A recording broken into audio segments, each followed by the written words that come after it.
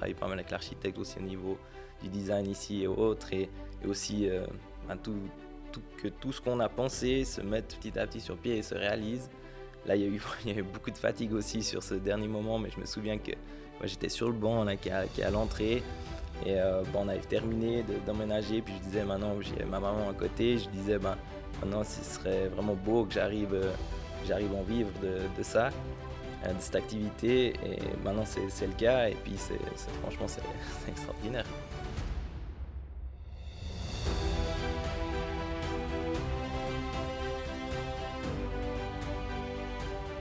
Alors, bienvenue sur le podcast. Je suis aujourd'hui avec Thomas Bugnon à Hop Santé à Romont. Bonjour Thomas. Salut Guillaume. Bienvenue. Merci, bienvenue à toi. Merci. Est-ce que tu peux te présenter un petit peu ton parcours, nous dire d'où tu viens, qu'est-ce que tu as fait comme parcours professionnel, études, etc. Ouais, alors, je m'appelle Thomas Bugnon, donc j'ai 27 ans, tout récemment. Du coup, je viens de Romont.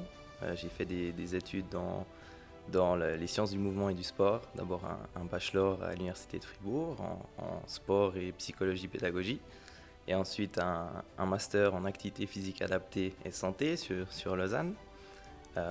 Donc ça c'est mon parcours scolaire. Et ensuite directement dès que j'ai fini mes études, j'ai ouvert ici donc Hop Santé, donc un studio de coaching en activité physique pour les personnes de plus de 40 ans, et aussi une deuxième partie qui travaille plutôt dans les EMS, vers nos aînés. Excellent. Qu'est-ce qui t'a donné envie de créer ton projet, de créer ton entreprise? Alors c'est une bonne question. C'est franchement depuis la deuxième année je crois, première ou deuxième année de l'université, de mes études, j'avais envie de développer, d'entreprendre dans le coaching. Donc en parallèle de mes études, j'ai toujours je me suis beaucoup intéressé à d'autres domaines que seulement mes études sur l'activité physique, le mouvement, le sport en général, et un peu plus aussi toucher les autres domaines qui concernent la gestion d'entreprise. Donc tout ce qui est aussi le marketing, la communication, le développement, tout ce qui est un peu administratif aussi, mais petit à petit. Et puis aussi pour cibler un peu mon projet, petit à petit je me suis intéressé, j'ai ciblé un peu une population avec laquelle je voulais travailler. Et puis donc c'est venu assez naturellement du coup pendant mes études de vouloir développer dans ce domaine-là. Donc rapidement, tu as su que tu voulais ouvrir un espace de santé, de bien-être. Alors, c'est venu rapidement que je voulais travailler dans le coaching. Assez vite, je voulais pas faire l'enseignement. Il y a des choses qui me plaisaient pas, même si j'ai fait pas mal d'expériences aussi dans l'enseignement, où j'ai donné beaucoup de remplacements ici au cycle d'orientation de la glane ou autre, où j'ai fait mes expériences. Et c'est vraiment, je sais pas comment dire, c'est redis voir juste ta question là, ça m'a Si tu savais déjà d'entrée que tu voulais créer un espace de santé. Alors non, pas forcément comme il est maintenant. Je Ouais. ne savais pas encore sous quelle formule, sous quelle forme ça allait prendre, mais de travailler dans le coaching, oui. D'avoir mon propre espace, oui. Ouais. Après, toutes les choses se sont un peu enchaînées, et petit à petit, c'est devenu à ce que c'est maintenant. Mais c'est de loin pas, dès la première année, je savais que c'était exactement ça que je voulais monter et autres. Ouais. C'est vraiment construit au fur et à mesure de mes expériences puis de mon parcours, quoi. Aussi de mon parcours passé, des études en parallèle, j'ai fait beaucoup de basket aussi dans le sport d'élite, et donc c'était plutôt sport performance. Et puis j'ai petit à petit bifurqué plutôt vers le sport santé en pensant, et je trouvais il y a des très bons côtés que j'ai vus dans le côté performance qui est intéressant et qui me servent encore aujourd'hui, mais c'était pas forcément ce que je voulais transmettre. Et petit à petit, je suis orienté vers la santé. C'est pour ça aussi que je me suis orienté après vers le public des personnes de plus de 40 ans. C'est cette transition qui est venue petit à petit. Je me suis ouvert petit à petit à la santé, et puis c'est ce qui m'intéressait le plus dans tout ça. Ok. Justement, quelles sont les différences entre le sport d'élite et puis le sport santé, comme tu dis? Qu'est-ce que toi tu préfères partager, transmettre dans tes formations, dans tes cours? Alors c'est un peu les objectifs sont pas les mêmes. Quand on vise la performance, on cherche toujours à aller plus haut, plus fort, peut-être aussi à se comparer et autres. Et puis dans la santé, on cherche plutôt de se faire du bien, de pas justement pas aller dans la performance, de déjà bouger, c'est ce qui est important pour son corps. Et puis, ouais, c'est vraiment ses objectifs. Ça diffère, la mentalité n'est pas la même. Et je pense aussi, on touche un plus grand public aussi si on C'est parle clair. en termes de santé que de performance. Ouais, bien sûr. Ouais. Alors, explique-nous ce que tu proposes ici à Up Santé, peut-être, comme ça, ceux qui ne te connaissent pas encore peuvent se faire une idée. Alors, déjà, moi, faut comprendre un peu le pourquoi. C'est que je suis convaincu que l'activité physique, c'est l'un, entre guillemets, meilleur médicament naturel et qui permet de prévenir ou de prévenir l'apparition de certaines maladies ou limiter l'aggravation de certaines maladies. Et je suis aussi convaincu qu'on peut vivre dans un corps fonctionnel et en bonne santé, vivre longtemps dans ce corps-là. Et donc c'est pourquoi j'ai créé Op Santé et puis que je propose du sport santé où j'accompagne les personnes depuis 40 ans qui sont motivées à profiter de ces bienfaits de l'activité physique. Et comme je le dis ici, avec plaisir, force et agilité. Et donc je propose des séances de petits groupes de 45 minutes, petits groupes jusqu'à 8 personnes. Ça permet de garder de la qualité et en même temps rendre accessible aussi le coaching pour plus de monde. Et je propose, donc ça c'est une partie, c'est la partie où on est maintenant dans un studio de coaching. Et il y a une deuxième partie, ça qui est venu par après, aussi quand on parlait de mon parcours avant, c'est pas venu tout de suite, mais j'ai aussi une offre pour le quatrième, cinquième âge, même en EMS. Donc ça c'est venu via mes études en master, où j'ai eu cette opportunité de faire une expérience dans les homes ici de la région. Et petit à petit, ça s'est développé aussi de ce côté-là après mon travail master que j'ai fait dans ce domaine-là. D'accord. Voilà. Donc, c'est les deux choses que je propose avec Op Santé pour le moment. Ok. Puis, quel type d'activité tu arrives à faire avec les personnes en OMS? Alors, en MS, l'activité, c'est aussi de l'activité physique adaptée à eux. Donc, on travaille aussi. Ici, j'ai le concept de Op Force, Op Agilité. Donc, deux types de séances qui, comme son nom l'indique, travaillent plus l'un ou l'autre. Donc, c'est aussi dans cette idée-là chez les personnes âgées. Après, bien sûr, on doit adapter vu que c'est des personnes en perte d'autonomie qui ont voilà, souvent plusieurs maladies, un état fonctionnel qui est diminué. Donc, il faut bien sûr adapter, on ne peut pas faire n'importe quoi avec eux. Mais par contre, c'est aussi entraîner un peu la force, entraîner l'équilibre, entraîner pour prévenir les chutes, pour qu'ils gardent un maximum d'autonomie et puis entraîner des gestes de la vie quotidienne. Donc, l'idée elle-même, c'est juste qu'il faut adapter aux capacités des personnes. Et c'est la même chose ici pour le studio. Hein. On adapte aussi à chaque personne. Chaque personne est individuelle. Donc, c'est important de proposer une variante qui correspond à chaque capacité des personnes. Ok. Puis chez ces personnes en EMS, tu arrives à voir justement une évolution. Et j'imagine que déjà à la fin de la séance, ils ont le smile. Ouais, c'est ça. Déjà c'est leur donner, c'est leur donner un bon moment, de passer un bon moment. C'est encore plus important dans cette période actuelle.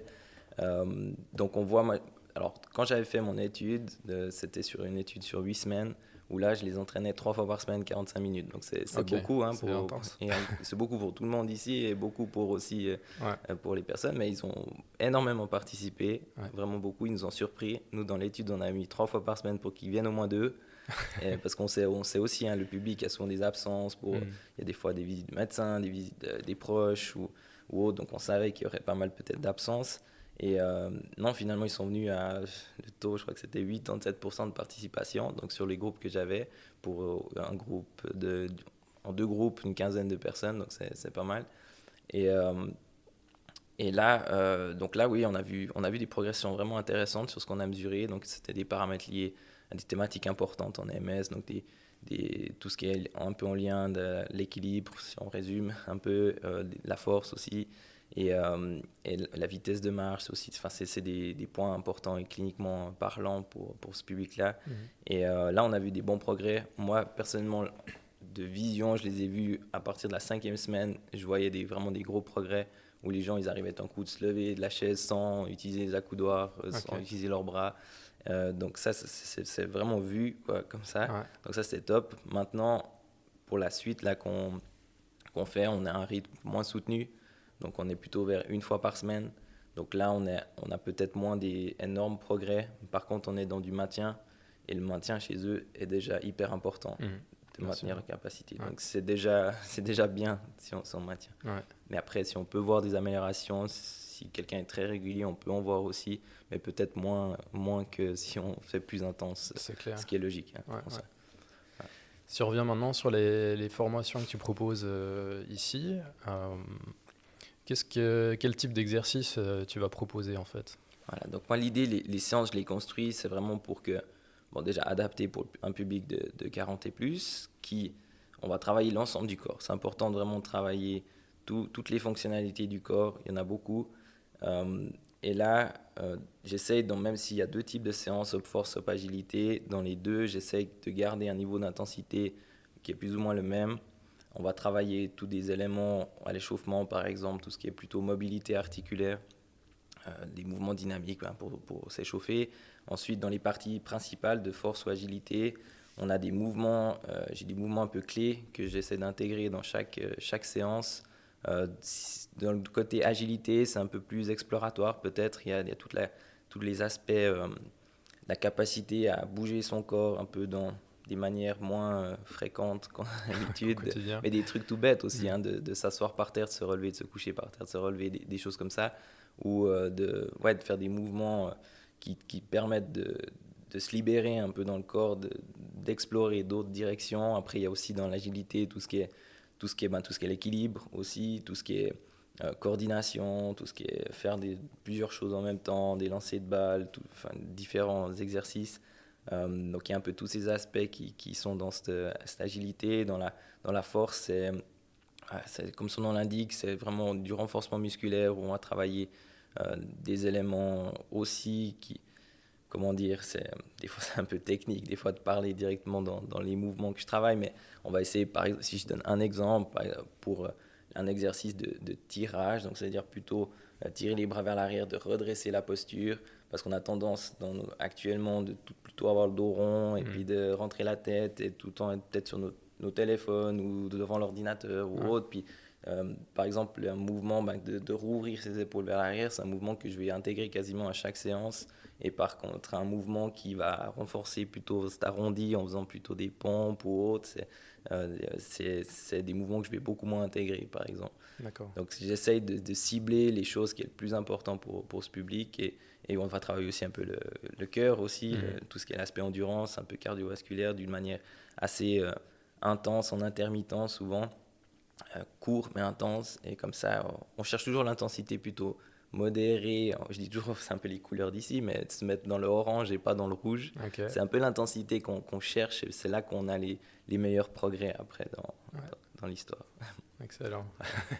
Le lien avec la couleur, ouais. Ouais, mais alors c'était pas voulu à la base. Mais ça revient bien du coup pour ça. Excellent. Est-ce qu'il y a d'autres entrepreneurs dans ta famille, ou bien tu es le seul à avoir entrepris jusqu'à maintenant? Alors, il y a d'autres entrepreneurs. Il y a mon grand-père qui a aussi son entreprise, ou il y a mon oncle qui travaille dedans aussi. Après, pas plus que ça, non. Okay. Il y a mon père qui avait lancé un peu avec des collègues aussi une entreprise aussi. Après ça, c'était à côté vraiment c'était un complément plutôt de son job, et quelque chose qu'ils voyaient qu'ils ont fait, qui maintenant après ils ont revendu et autres. Mais c'est il n'y a pas plus que ça d'entrepreneurs dans la famille. Qu'est-ce que toi tu as envie de transmettre aux gens à travers tes formations, à travers tes coachings? Tes coachings, ouais. Leur donner envie de bouger, et qui voient que de bouger régulièrement de manière adaptée, c'est aussi en dehors. Hein. Il y a la partie spécifique ici c'est les recommandations, hein, c'est de faire plutôt 2 fois par semaine, travailler renforcement, agilité, équilibre et autres. Mais après il y a tout l'aspect aussi au quotidien, de bouger régulièrement, de peut-être de se lever régulièrement, pas de rester des trop longues périodes assis et autres, de leur donner vraiment cette envie de bouger, et qu'ils voient que, et là on peut aussi voir un peu sur mon site internet, il y a beaucoup déjà de témoignages et autres, qu'il y a des gens, et des fois il y a des témoignages qui sont pas affichés, qui me disent là j'ai pu aller faire une sortie, c'est bien passé, j'ai vu la différence comparé, parce que ça fait presque une année qu'ils faisaient ici, puis qui qui voient les bienfaits que ça a de bouger régulièrement, que ce Ouais. soit sur leur santé physique, mais aussi leur santé mentale. Et ouais, c'est de transmettre toutes ces valeurs-là, puis qu'on peut avoir du plaisir en bougeant, même si des fois pendant la séance, des fois on souffre un tout petit peu parce que ça tire un peu, on transpire, mais c'est un petit mal, j'ai pas envie de dire que c'est un mal, mais un petit mal pour après un grand bien après, Ouais, quoi. c'est Donc clair. essayer de leur voilà, transmettre toutes ces valeurs-là. Puis comme je disais au début, je suis convaincu que le mouvement a vraiment des vertus grandes, des bienfaits vraiment énormes. Donc Ouais. voilà, c'est ça que j'ai envie de transmettre aux gens. Puis c'est d'autant plus important dans la période qu'on vit maintenant. Voilà, exactement. Maintenant, c'est encore plus important. Encore. Est-ce que tu arrives à me citer un moment difficile que tu as traversé et puis un moment extraordinaire? Ouais. On va commencer par le positif, on va commencer par le moment extraordinaire. Je dirais le moment extraordinaire, c'est... Bon, je pense qu'il y en a eu plusieurs, des petites réussites, des petites Bien victoires. sûr. Mais un, c'est peut-être à la fin des travaux, avant que j'ouvre, donc c'était en septembre 2019 où j'ai ouvert. Ouais. Les travaux et le déménagement s'est terminé le week-end avant que j'ouvrais le lundi. Donc le samedi, on avait fini d'aménager, puis de voir tout ce qu'on avait imaginé dans sa tête, qu'on avait travaillé. J'avais travaillé pas mal avec l'architecte aussi au niveau du design ici et autres. Et aussi que tout ce qu'on a pensé se mette petit à petit sur pied et se Oui. réalise. Là, il y a eu beaucoup de fatigue aussi sur ce dernier moment, mais je me souviens que moi, j'étais sur le banc là, qui est à l'entrée. Et on avait terminé d'emménager, puis je disais maintenant, j'ai ma maman à côté, je disais maintenant ce serait vraiment beau que j'arrive à en vivre de ça, de cette activité. Et maintenant c'est le cas, et puis franchement c'est extraordinaire, quoi. Donc ça c'était un des beaux moments, donc j'ai versé la petite larmichette là. Non, mais c'était un beau moment de voir les choses se réaliser. Après il n'y avait plus qu'à faire du bon travail, Ouais. et voilà, maintenant ça se passe bien, donc ça c'était un moment extraordinaire. Après, s'il y a un peu moment plus difficile, moins joyeux, alors c'est plutôt personnel, mais l'année passée, j'ai perdu mon papa. Donc ça reste, c'est toujours un moment difficile. Mm. Donc pour moi, c'était... Ouais, mon père, pour moi, certes, c'était... Mon papa, il était extraordinaire aussi, mais par contre, c'était aussi avec quelqu'un avec qui je partageais beaucoup, beaucoup, beaucoup, vraiment tous mes projets, que ce soit au début, hors entreprise, que ce soit sur mes études, que ce soit sur mon basket, il m'a toujours suivi, avec ma maman aussi, hein, toujours. Et voilà, de perdre ce confident-là et puis ce partage qu'on avait, c'est difficile, encore maintenant, mais après, faut continuer dans la vie. Ouais. Et puis, il faut aussi être reconnaissant qu'on a mon frère et moi, par exemple, on a toutes les cartes en main pour faire de belles choses, mais c'est clair que qui est venu en plus de toute la situation Covid déjà qu'il y avait à faire, en plus, mon papa est décédé hors situation Covid, hein, c'était Ouais. pas du tout lié au Covid, mais brusque, du jour au lendemain, ça a changé. Donc, ouais, de réagir encore à tout ça, voilà, c'est pas facile du tout, et c'est pas toujours facile encore maintenant, quoi. Ouais, je comprends. Ouais.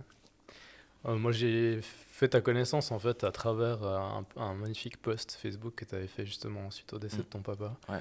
Parce qu'on a pas mal d'amis Facebook en commun et du coup, c'est arrivé chez moi. Et j'ai vu ce que tu avais fait, j'ai vu le studio et tout. Et puis voilà, avec ce que tu avais écrit aussi, je me suis dit, tiens, j'ai envie d'aller le rencontrer et puis d'aller discuter avec. Ouais, c'est gentil. J'ai fait un post Facebook au début. On est là un peu, est-ce qu'il faut publier ça ou pas? Mais après, j'avais beaucoup partagé sur la page Facebook. Je partageais beaucoup pas de tout de mon côté intime, mais mon côté personnel ou d'autres. Enfin, non, ça veut un peu rien dire du côté intime et côté personnel, mais je me suis impliqué dans ma page Facebook, Oui. donc je me suis montré aussi. Et puis tout d'un coup, les semaines qui ont suivi, j'avais de la peine à trouver, dire mais qu'est-ce que je vais publier, quoi. Je savais pas quoi publier, je me sentais mal de dire je continue à publier comme ça sans rien dire, l'air de rien. Après, je pense qu'il y a quand même la majorité, ils avaient certainement vu, mes clients, ils étaient au courant, les premiers, donc puis j'étais beaucoup soutenu de ce côté-là. Enfin, franchement, ils ont été super. Puis après, moi, on a un bon entourage où on se soutient beaucoup.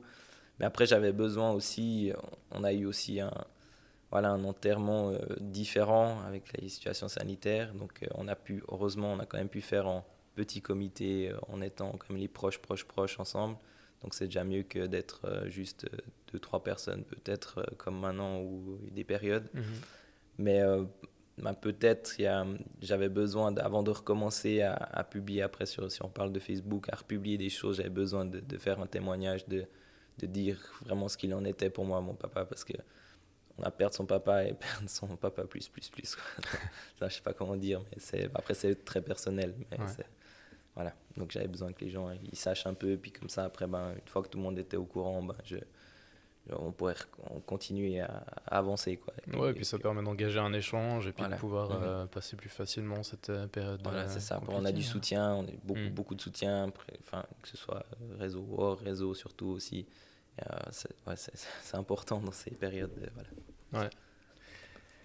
Et ben bravo en tout cas de l'avoir fait, c'est très bien. Suite à ça, donc il y a eu le Covid finalement peu de temps après que tu aies ouvert. Hein. Tu as ouvert en septembre 2019, tu l'as dit. Exact, ouais. Et puis en mars 2020, voilà, le confinement est tombé. Donc il a fallu que tu réinventes aussi un petit peu les choses. Qu'est-ce que tu as dû mettre en place suite à ça? Voilà, il a fallu réagir. Il a fallu vraiment s'adapter. Donc après environ 8 mois d'activité, la pandémie mondiale, on doit fermer. On se dit, bon, c'est 2 mois pour le moment. On disait au début que c'est 2 mois. D'un coup, on retrouve du temps à la maison et autres. Mais il fallait quand même pouvoir dire, trouver une solution pour continuer l'activité. Donc j'ai pas mal anticipé de ce on arrivait un peu plus anticipé que peut-être maintenant des fois. Mais donc dès que c'était, non, si on se rappelle, ça fait déjà loin. Mais dès qu'ils ont annoncé, c'était le vendredi où ils fermaient les écoles. Si ma mémoire est bonne, ils fermaient les écoles. Ils avaient fait la conférence de presse. On sentait que ça devenait pas bon et qu'on n'était pas encore fermé officiellement les entreprises, mais que ça arrivait le lundi, mardi de la semaine suivante. Moi, j'avais déjà pris le parti pris le vendredi. J'ai dit, ouais, là, il faut que je réagisse. Ça sent pas bon. Il faut qu'on trouve une solution. Le samedi, j'ai réfléchi toute la journée comment je pouvais proposer, qu'est-ce que je pouvais proposer. Il y a eu un peu l'essor de Zoom qui est arrivé, donc visioconférence. Et du coup, j'ai dit, bon, ok, on fait comme l'enseignement à distance, comme les écoles. On continue, tous les horaires, la même chose, les groupes, la même chose. Sauf qu'au lieu d'être ici en présentiel, on fait tout chacun chez soi. Et puis là maintenant, on garde toujours cette version-là. Même quand on a pu rouvrir, quand j'ai pu rouvrir, on a gardé en mode hybride. Donc les gens qui voulaient plutôt rester chez eux ou pour quelconque raison, ils pouvaient faire chez eux. Et il y avait une partie qu'on pouvait aussi revenir en présentiel, ce que j'espère qu'on va pouvoir refaire aussi ces prochains temps. Et ouais, ça a permis de continuer du coup l'activité parce que de mon côté, j'avais aussi pendant 2 mois, j'ai pas pu aller travailler dans les homes. Donc j'avais perdu tout ce côté-là aussi. Donc j'étais aussi content de pouvoir continuer à proposer quelque chose avec les clients du studio ici de Hop Santé. Et puis tu me disais avant, finalement, il y a tout le monde quasiment a joué le jeu de passer sur Zoom. Parce qu'on pourrait se dire, voilà, il y a souvent des gens qui sont un peu réfractaires, parce que bien sûr, il n'y a pas le contact, c'est pas la même chose. Ouais, exactement. Ouais. Mais finalement, tout le monde a bien joué le jeu. Ouais, globalement, franchement, mes clients, ils ont été super. Même maintenant, ils continuent à jouer le jeu. Après, je pense qu'ils sont contents aussi de pouvoir continuer à faire quelque chose, même si c'est clair que c'est pas les mêmes contacts que si on est ici en présentiel. Mais par contre, la qualité, j'essaye vraiment de proposer le meilleur service qui soit, malgré qu'ils soient chez eux. Qu'on n'a peut-être pas tout le matériel, mais on peut faire déjà énormément de choses. Et là, on le voit depuis mars, j'ai aussi dû de mon côté me réinventer un peu sur ce que je pouvais proposer avec ce qu'on a à la maison. Ouais. Puis on voit qu'on peut faire beaucoup de choses, qu'on peut quand même travailler en qualité. Et puis voilà, les gens, je pense qu'ils ont remarqué ça aussi. Et puis après, c'est clair, il y a toujours quelques personnes réticentes. Les réticents, il y en a que j'ai réussi à convaincre, qu'ils ont testé et puis ça s'est bien passé. Après, voilà, il y a toujours des personnes qui n'ont pas envie d'essayer. Il faut respecter ça aussi. Mais puis, heureusement, c'est pas beaucoup. Et puis après, dès qu'on pourra rouvrir, ils reviendront. Et puis, on aura de nouveau tous du plaisir ensemble. C'est clair. Quand tu as des moments de doute dans les choses, voilà, justement dans les challenges comme tu as eu là avec le Covid, comment tu fais? C'est quoi tes ressources pour rebondir? Ça, c'est une bonne question. Mes ressources, je me suis jamais posé cette question. Après, je pense que après c'est en soi, je pense qu'il faut avoir un peu de résilience. Ça c'est peut-être mon côté sport d'élite qui est venu où on doit avoir ce côté-là où il faut résister ou affronter des situations difficiles ou des gros matchs qu'il faut pas se laisser envahir par la pression ou puis savoir, il faut être fort mentalement Et puis là, je pense que c'est ces côtés-là qui ressortent de chez moi. Après, ouais, j'ai la chance de pouvoir continuer mon activité d'une manière quand même. Donc, je m'estime chanceux dans l'histoire, même si c'est clair, le développement il est freiné. Ouais, on ne peut pas agir comme on aimerait, c'est embêtant. Mais voilà, je m'estime quand même chanceux. Après, heureusement que ce n'est pas arrivé non plus 2-3 mois plus tôt, Ouais. parce que c'était vraiment très tôt dans mon développement de ici. Donc, c'était un challenge de plus et je pense que si c'était arrivé 2-3 mois plus tôt, ça aurait été encore un plus gros challenge et beaucoup plus difficile que maintenant. Ouais, l'avantage, c'est que tu as quand même pu créer une clientèle C'est ça. avant qu'il y ait Juste ce eu le problème. temps, parce qu'une période comme maintenant, qui est en début d'année, donc là on est en février, c'est une période aussi où il y a beaucoup de personnes qui se décident de passer à l'action et puis Oui. de venir ici. Puis là, actuellement, elle est un peu cassée cette période. L'année passée, heureusement, elle a eu lieu jusqu'à mi-mars. Donc, il y avait eu beaucoup d'inscrits sur cette période-là l'année passée. Donc, heureusement que ça c'est pas venu trop tôt, le virus. Là, c'est clair, si on est au tout début de notre activité, après quelques mois, si tout d'un coup on doit tout fermer pour développer, là, c'est une autre histoire, quoi. C'est Donc, clair. après, voilà, moi, ça a freiné le développement, mais j'étais juste arrivé à un stade où il y avait assez de clientèle quand même. Donc, un peu chanceux de ce côté-là, mais après, bon, c'est clair, c'est pénible, évidemment, mais c'est pénible pour tout le monde. Donc, Et puis à terme, en imaginant un idéal où on peut revivre normalement et que tout va bien, c'est quoi ton objectif avec Up Santé? Ton rêve, ce serait quoi? mon rêve, ouais. Alors, il y a beaucoup de projets qui se préparent à droite, à gauche et autres, donc beaucoup de choses qui trottent dans ma tête. Ici, déjà, l'objectif avec cette salle, c'est de l'amener au plein potentiel. Il y a encore une marge de progression, que ce soit aussi au niveau de plus de clients, mais aussi après, plus de clients égale aussi plus de propositions d'horaires, de séances et autres. Donc ça, c'est déjà d'amener cette salle à son maximum de Ouais. potentiel.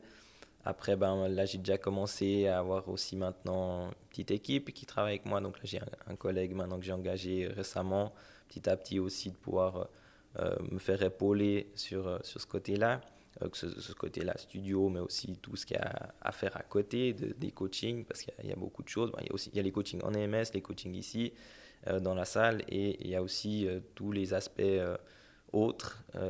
Déjà, préparation des entraînements, il y a aussi tout l'aspect entreprise, développement, si on pourra toujours continuer à proposer des nouveautés ou autres. Donc, puis après, petit à petit, il y a. Alors, tu me posais la question pour surtout ici ou avec Op Santé en général, général? hein. Ok, donc Op Santé en général, là, il y a un projet aussi qu'on est en train de faire avec, donc dans les EMS, là, dans 10 EMS de la région, ou aussi avec l'association fêtière des EMS fribourgeois, donc ça s'appelle la FIPA. On a monté un projet avec eux autour de l'activité physique adaptée dans les EMS, donc avec l'intervention, notamment l'intervention que je faisais déjà dans la plupart des homes qui sont participants à ce projet, et aussi en amenant une approche maintenant plus globale pour essayer de faire bouger pas la personne âgée seulement 1 heure par semaine avec un spécialiste où je touche peut-être un quart de l'établissement, mais d'aussi penser à toutes les autres personnes qui sont dans l'établissement, puis que chaque professionnel tire à la même corde pour augmenter l'activité physique chez ces personnes, et puis du coup lutter contre la sédentarité qui est très très haute chez ce public-là, et aussi éviter le déconditionnement de ces personnes. Puis du coup, on a déposé ce projet à Promotion Santé Suisse, qui faisait des appels qui soutiennent des projets dans le domaine de la prévention dans le domaine des soins. Ouais. Et puis, on a eu la chance qu'on ait été choisi il y avait 98 projets à la base, et puis on était dans les 13 derniers, donc on a été choisi. Et du coup, on est aidé financièrement pour monter ce projet sur 2 ans. Donc ça, c'est un gros projet. C'était une victoire d'avoir passé ça. Alors moi, je suis chef de ce projet, en plus des interventions qu'on fait régulièrement avec Op Santé dans ces 10 établissements. Et donc là, l'idée de ce projet, c'est de l'amener à la réussite aussi, donc montrer cet intérêt à toutes les institutions. Et puis si tout se passe bien dans les 2 ans et autres, l'idée c'est de pouvoir le déployer aussi à plus grande échelle. Donc il y a plein de choses qu'on va créer dedans, un guide pratique, de la formation aussi pour les collaborateurs. Et petit à petit, il y aura aussi des opportunités, je pense, via ce projet, d'amener des choses complémentaires peut-être. Et donc, ouais, là, il y a du potentiel et quelque chose à faire grandir. Et Et ça, c'est non seul, enfin, c'est une réussite aussi pour Hope Santé, mais c'est aussi pour ma profession. Je trouve qu'on a une profession qui est peu connue, même très peu connue, et du coup, on a beaucoup de travail de se faire reconnaître. Et du coup, c'est un moyen de faire aussi grandir un peu sa profession. Puis ça, c'est quelque chose qui est important aussi pour moi, quoi. Ouais, effectivement, c'est une belle victoire déjà d'avoir pu être sélectionné pour ça, d'avoir tout ce projet-là en cours, plus d'avoir pu engager quelqu'un ici. Ouais, Ouais. Ça se développe bien, c'est clair. Après j'ai des visions encore plus mais c'est loin, bien. mais après, il faut aussi faire une chose après l'autre, Ouais, c'est ça. parce qu'il y a beaucoup de... C'est un chemin, hein, c'est un chemin, et puis c'est ça qui est passionnant aussi, c'est que c'est tout un processus, et puis c'est comme un artiste qui est en train de faire son œuvre, et qui est en train de peindre, et puis moi je vois un peu ça, mon entreprise, c'est un peu mon œuvre, et puis Ouais, j'ai envie de l'emmener la plus belle possible, quoi. Donc c'est un peu ma vision de Hope Santé. super. Euh, quels sont les personnages ou les livres qui t'ont inspiré, qui t'inspirent?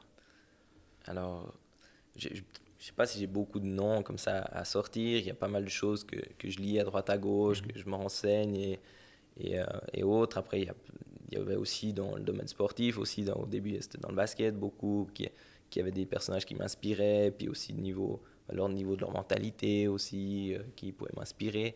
Là, j'en ai beaucoup, donc je ne vais pas forcément citer un nom. Après, dans tout ce qui est entrepreneuriat, il y a pas mal un Gary Vaynerchuk, je ne sais pas si tu vois qui c'est. Non. Non, mais c'est un Américain, mais j'aime bien sur les réseaux. Il est très très actif sur les réseaux. Il a des agences de médias et autres. Enfin, c'est un grand entrepreneur, quoi. Il a beaucoup de choses. Et puis, j'aime bien sa philosophie des choses, comme il dit, son franc-parler aussi. Et ça sort un peu de l'ordinaire et je trouve que c'est vraiment sympa. Après aussi, je dirais des personnages c'est dans la musique. J'aime bien le personnage Big Flo et Oli. Non seulement j'aime bien leur musique, mais après j'aime bien aussi, je les suis depuis le tout début. Ils sont de ma génération, à peu près mon âge. Et eux, ils m'inspirent, ces deux frères qui ont monté, qui avaient une passion, donc la musique, et depuis tout jeune, et qui ont réussi à petit à petit vivre leur passion, de créer après un écosystème autour d'eux, et puis de faire grandir leur activité. Et pour moi, il y a beaucoup de valeurs, je trouve, qui m'inspirent là-dedans, dans leur réussite à eux, quoi, aussi comment ils communiquent. Ils ont créé aussi une marque à eux bon, déjà, Big Foley est une sorte de marque en soi, mais après aussi, ils ont une marque de vêtements qui s'appelle Visionnaire. Enfin, il y a pas mal de choses que je trouve vraiment sympas dans leur parcours et qui m'inspirent. Le côté famille aussi et autres. Donc, Mhm. voilà, c'est des personnages un peu qui m'inspirent. Après, il y en aurait d'autres, je pense, j'oublie, mais Puis dans les grands sportifs, les grands sportifs. ce serait quoi si tu avais un nom à dire? Ouf, un an, voilà, là, c'est dur. Mais un an, ça dépend si c'est pour le côté que sport ou le côté global.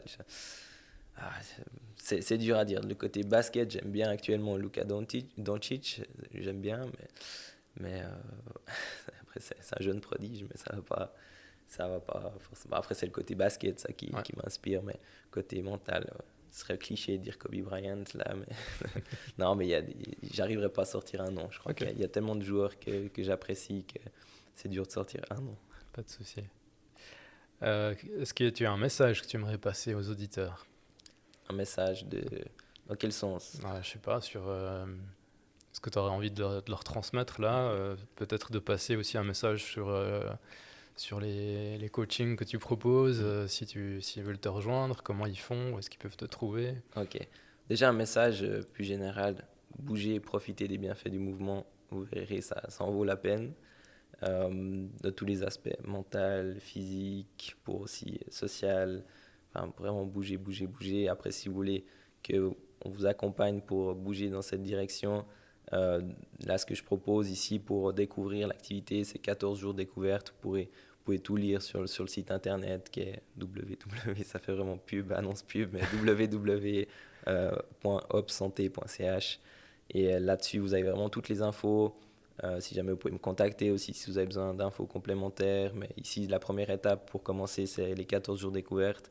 Donc ça comprend d'abord une séance d'introduction où là, on se rencontre individuellement. On va discuter de votre état de santé, vos objectifs, vos motivations. On fait ensuite une petite observation de quelques mouvements, c'est rien de bien méchant, c'est juste pour que nous, les coachs, on puisse voir comment vous bougez, pour savoir ce qu'on peut vous proposer ou quelles adaptations il faut ou pas pour mettre dans les séances, parce que c'est des séances de petits groupes, mais l'idée c'est qu'on suit un fil rouge qui est le même pour tout le monde, mais après on propose beaucoup de variantes dedans et les personnes en général s'orientent vers la variante qui leur correspond. Ouais. Par contre, si ce n'est pas le cas, nous on connaît bien l'état de santé des personnes, on ne va pas hésiter du tout à dire non, là ici il faudrait plutôt que tu ailles dans cette direction ou cette autre direction. Donc c'est notre job, on est là pour vous aider. Donc ça, c'est les premières étapes. Après, vous avez 4 séances durant ces 14 jours où vous pouvez tester les différents coachings. Même actuellement, hein, on est à distance, mais vous pouvez toujours tester. Et puis après, dès que ça rouvrira, vous pourrez aussi tester en présentiel. Et voilà, après, vous faites votre choix. Si ça vous plaît, vous pouvez choisir le rythme dans lequel vous voulez aller. Mais la première étape, c'est vraiment de découvrir sur ces 14 jours, venir sans pression. Et puis, il n'y a rien qui vous engage pour après, c'est seulement si ça vous plaît. Et voilà, c'est ce qu'on propose. Ok, top. Merci beaucoup Thomas pour cet échange. Avec plaisir. Un grand plaisir. Merci de l'invitation, Guillaume. Il n'y a pas de souci. Et puis on te souhaite plein succès pour la suite. Merci beaucoup. À bientôt. À bientôt. Merci. Et voilà, c'est la fin de cet épisode. J'espère que ça t'aura plu. J'espère que tu auras eu du plaisir à écouter cet échange qui était vraiment avec des belles valeurs, plein d'authenticité. Et vraiment, j'ai eu beaucoup de plaisir à faire plus en connaissance avec Thomas. Donc, si toi aussi tu as aimé cette expérience du podcast, je t'invite à aller sur sa page Facebook, lui laisser un petit message. Il va certainement aussi publier le post de ce podcast. Donc je t'invite à aller lui laisser un petit message pour lui donner un feedback sur le podcast que tu viens d'écouter. Et puis si toi aussi tu as envie de partager ta passion, si tu as envie de créer ton podcast, alors tu peux me contacter ou tu peux aller voir mon site internet déjà dans un premier temps sur podcastacademy.ch, donc tout en un mot, podcastacademy.ch. Tu vas pouvoir déjà trouver pas mal d'informations. Tu vas pouvoir voir aussi les anciens épisodes, des feedbacks des personnes qui ont suivi la formation. Donc ça pourra te donner une petite idée un petit peu de ce que je propose. Donc en quelques mots, c'est une formation sur 3 semaines qui va te permettre de lancer ton podcast. Au terme de ces 3 semaines, on voit ensemble vraiment le matériel dont tu as besoin en fonction de ce que tu veux faire. Et on va voir vraiment dans le fond qu'est-ce que tu veux faire, pourquoi tu veux le faire, vraiment établir un petit peu un plan, une vision à long terme aussi. Et puis voir sur quelle fréquence tu veux partir, la fréquence de publication des épisodes, sous quel format. On va parler un peu de toi, de ton entreprise ou de ta passion simplement. Déjà pour que moi aussi je puisse t'apporter des idées en termes d'épisodes ou en termes de synergie avec d'autres personnes que je connais, etc. Et on va voir tout ça ensemble. Ensuite, comment utiliser le matériel, comment faire le montage, comment intégrer le podcast sur ton site internet. Donc vraiment, c'est quelque chose qui est dans la globalité, qui va te permettre d'être complètement indépendant ou indépendante. À la fin de cette formation, tu seras vraiment capable de reproduire ça chez toi. Donc comme tu peux le voir sur le site, il y a déjà d'autres personnes qui ont suivi cette formation et qui, de façon régulière, vont aussi publier des épisodes. Donc n'hésite pas à aller voir aussi ce qu'elles font.